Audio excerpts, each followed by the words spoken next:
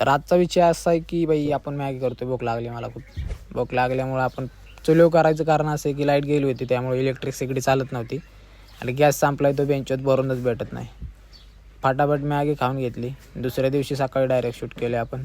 आपले 7 ते 8 कॅरेट होते वांग्याचे. एक कांद्याची थैली होती. फटाफट सगळं टाकून घेतलं. कांद्याची थैली काल टाकून ठेवली होती रात्री. त्यानंतरनं आपण गाडी घेऊन निघालो डायरेक्ट नेलाव चाललो होतो. मी जातो त्यावर लाईक बिक करा आणि आपल्या यूट्यूबला सबस्क्राईब करा. बायोमध्ये लिंक आहे.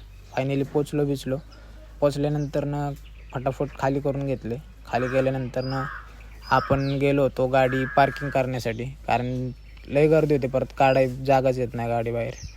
पार्क करून आल्यानंतरनं मी बघितलं तर तोपर्यंत कॅरेट गेले होते सगळे आपले.